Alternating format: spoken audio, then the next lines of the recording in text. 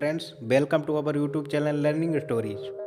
तो दोस्तों, हम लेकर आए हैं एक और कहानी, जो कहानी है मठ कुंडली ब्राह्मण की। जिस कहानी में बताया गया है कि मन सर्वोच्च है तो कैसे। तो दोस्तों, बिना किसी देरी के हम शुरू करते हैं। मठ कुंडली ब्राह्मण अदिन्न पुब्बक का पुत्र था। पिता बहुत ही कंजूस था और कभी भी दान पुण्य नहीं करता था। यहाँ तक कि जब उसे अपने पुत्र के लिए आभूषण बनाने की आवश्यकता पड़ी तो उसने उन आभूषणों को भी स्वयं ही बनाया, ताकि स्वर्णकार को आभूषण बनाने की मजदूरी ना देनी पड़े। जब उसका पुत्र बीमार पड़ा तब पैसे बचाने के लिए उसने चिकित्सक को भी इलाज के लिए नहीं बुलाया। लड़के की तबीयत बिगड़ती गई।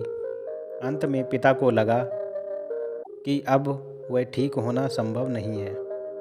फिर भी चिकित्सक को बुलाने के बजाय अदिन पुब्बक ने अपने पुत्र को घर के बाहर खाट पर लिटा दिया, ताकि लोग घर के अंदर ना आ सकें और उसके धन दौलत को ना देख सकें।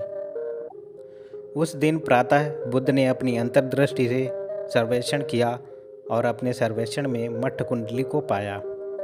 उन्होंने देखा कि मठ कुंडली के आध्यात्मिक कल्याण का समय आ गया था।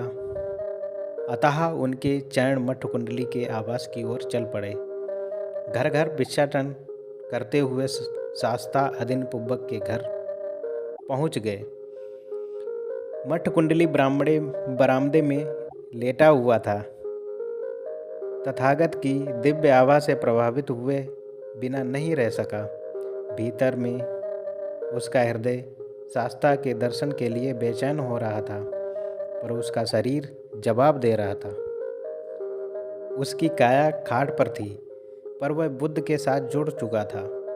अंतिम समय आ गया। मठ कुंडली ने आंखें मूंद ली। मरते समय उसका हृदय बुद्ध के प्रति श्रद्धा से भरा हुआ था। इतना काफ़ी था। उसका जन्म 34 दिव्यलोक में हुआ। 34 दिव्यलोक से मठ कुंडली ने देखा कि उसका पिता उसकी मृत्यु पर विलाप होकर रो रहा था। अतः वह अपने पुराने रूप में पिता के सामने प्रकट हुआ। अपने पिता को अपने पुनर्जन्म के बारे में बताया तथा आग्रह किया कि वह बुद्ध को भोजन के लिए आमंत्रित करें। बुद्ध के लिए आमंत्रित हुए। भोजन के बाद अदिन पुब्बक के परिवार वालों को बुद्ध से प्रश्न किया, क्या कोई व्यक्ति दान दिए, उपवास किए, कर्मकांड किए, मात्र बुद्ध में पूर्ण समर्पण से 34 दिव्यलोक में जन्म ले सकता है? प्रत्युत्तर में बुद्ध ने मठ कुंडली के उपासकों के सामने प्रस्तुत होने के लिए कहा। आदेश पाकर मठ कुंडली दिव्य आभूषण के साथ आम जनता के सामने प्रकट हुआ तथा स्पष्ट किया कि उसका जन्म 34 दिव्यलोक में हुआ। उसे देखकर सभी को विश्वास करना पड़ा कि बुद्ध के प्रति पूर्ण समर्पण मात्र से मठ कुंडली को इतना अधिक लाभ हुआ। तो दोस्तों, इस कहानी का संक्षेप में अर्थ यह है कि मन सभी धर्मों का प्रधान है। पुण्य और पाप सभी धर्म मन से ही उत्पन्न होते हैं।